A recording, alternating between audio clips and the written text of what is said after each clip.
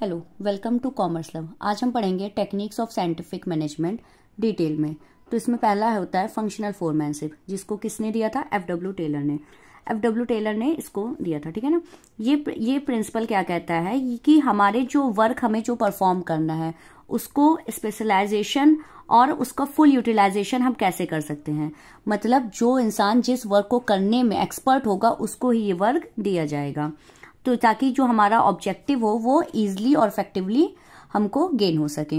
इसको फिर four parts में डिवाइड किया गया। ईच डिपार्टमेंट को 4 पार्ट में फिर डिवाइड किया गया है। इसका मेनली है प्लानिंग ऑफिसर और प्रोडक्शन ऑफिसर। प्लानिंग ऑफिसर में क्या होता है? Root clerk. रूट क्लर्क किसे कहते हैं कि हमें कौन से प्रोसेस करके, मतलब कौन से डायरेक्शन में जाके हमें कौन सा सीक्वेंस फॉलो करना है। मतलब रूट मतलब होता है ना कि रास्ता कौन सा फॉलो करना है। तो रूट क्लर्क ये डिसाइड करता है कि हमें कौन सा डायरेक्शन फॉलो करना है ताकि हमारा ऑब्जेक्टिव इजिली गेन हो सके।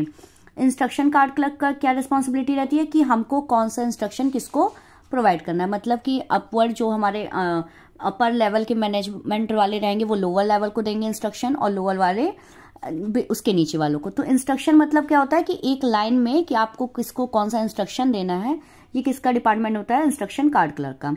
टाइम एंड कॉस्ट क्लर्क का क्या डिपार्टमेंट होता है कि हमारा जो भी ऑब्जेक्टिव है, जो भी हमारा गोल है, वो हमारी टाइमली अचीव हो रहा है कि नहीं, ये कौन देखता है? Time and cost clerk. Discipline officer, जैसे नाम ही बता रहा है डिसिप्लिन, मतलब कि जो भी हमारा ऑब्जेक्टिव है वो हमारा पूरा तो होना चाहिए, लेकिन किस वे में? डिसिप्लिन वे में। तो ये इसकी जिम्मेदारी कौन लेता है? Discipline officer. और प्रोडक्शन ऑफिसर में क्या होता है? Gang boss. गैंग बॉस क्या होता है कि जैसे सबका एक लीडर होता है ना, कहते हैं ना कि हमारे ग्रुप में एक लीडर है जो सबको मॉनिटर करता है। तो जो लीडर होता है किसी भी प्रोडक्शन ऑफिसर में, उसको क्या कहते हैं? Gang boss. स्पीड बॉस का क्या वर्क होता है कि हमको जो भी ऑब्जेक्टिव पूरा करना है, जो भी हमारा गोल है, वो हमारी स्पीड, मतलब उस स्पीड से हो रहा है कि नहीं। ऐसा नहीं है कि हमारे जो वर्कर्स है वो सिर्फ टाइम पास ही कर रहे हैं, या ऐसा है कि सिर्फ वो अपने वेजेस ही ले रहे हैं और वर्क कुछ नहीं कर रहे हैं। तो स्पीड बॉस ये डिसाइड करता है कि हाँ, जो हमारा वर्क हो रहा है वो स्पीड में हो भी रहा है कि नहीं।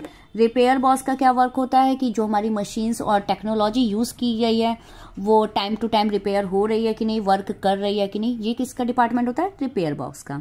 इंस्पेक्टर, जैसे नाम ही बता रहा है, इंस्पेक्टर क्या होता है कि सारी चीज को इंस्पेक्ट करना कि हाँ सब कुछ प्रॉपर वर्क हो रहा है कि नहीं हो रहा है।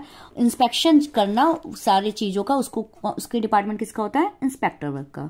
आई होप आपको ये सब जो क्लासिफिकेशन है ये आपको इजीली समझ आया होगा। अब हम लोग मेन क्लासिफिकेशन पे जाते हैं। सेकंड है standardisation of work. Standardisation of work क्या होता है कि हमको इतना वर्क इनसे करवाना है, इतना वर्क इनसे करवाना है, ये हमने डिसाइड कर दिया कि हाँ आपको इतना वर्क करना है, आपको इतना वर्क करना है। मतलब सबके रोल, सबका काम, सबका रोल काम जो भी है वो पहले से डिसाइड होता है। उसको वो किस में जाता है? हमारा स्टैंडर्डाइजेशन ऑफ वर्क में। सिंप्लीफिकेशन में क्या है कि हम जो भी मेथड लगा रहे हैं या जो भी हम वर्क कर रहे हैं वो हमारा जो सिंप्लीफाई वे में हो। ऐसा ना हो कि बहुत कॉम्प्लेक्स हो, कि करने में भी डिफिकल्ट हो और सामने वाले को समझने में भी। मतलब कहते हैं ना कि हम कोई भी वर्क ऐसा करें या हम ऐसा पढ़ाएं कि सामने वाले को समझ में भी आए और इजी भी हो जाए और हमारा गोल भी अचीव हो जाए। तो हम जो भी वर्क करते हैं अपने प्रोडक्शन में वो हमारा सिंपल वे में होना चाहिए।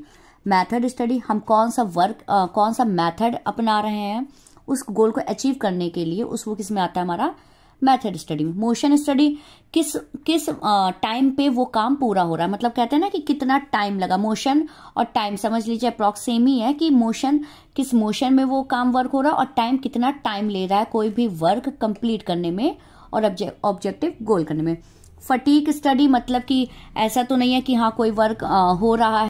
फटीक में क्या करते हैं कि हमारा क्या है कि जो भी हमारा कोई भी वर्क करने का ड्यूरेशन है और टाइम है वो हम डिटरमाइन करते हैं कि हमको इस वर्कर को इतना टाइम ड्यूरेशन देना चाहिए, या हमारा जो पर्टिकुलर वर्क है वो इस टाइम पे पूरा होना चाहिए। मतलब ड्यूरेशन ऑफ टाइम कौन डिसाइड करता है? Fatigue study. Differential wage system, कौन से एम्प्लॉय को कितना वेज देना है, उसके वर्क के अकॉर्डिंग देना है कि हमारा जो ऑब्जेक्टिव गोल अचीव हुआ है उसके अकॉर्डिंग देना है, या हमारा सेल के अकॉर्डिंग देना है। ये हमारा किस में डिसाइड होता है? वेज सिस्टम में। और मेंटल रिवोल्यूशन में क्या होता है कि हमारा जो भी वर्कर हैं या एम्प्लॉयज हैं और जो हमारे मैनेजमेंट हैं, मतलब एम्प्लॉयज और वर्कर के बीच में क्या माइंडसेट हो रहा है कि हमारे एम्प्लॉयर और एम्प्लॉयज के बीच में कि हमारा गोल अचीव हो रहा है लास्टली कि नहीं हो रहा है वो, और हमें एम्प्लॉयज की ज़रूरत है कि नहीं है, मतलब ओवरऑल मैनेजमेंट किस में देखते हैं हम, मेंटल रेवोल्यूशन में। आई होप आपको साइंटिफिक मैनेजमेंट के टेक्निक्स बहुत ईजिली समझ में आए होंगे। अगर आपको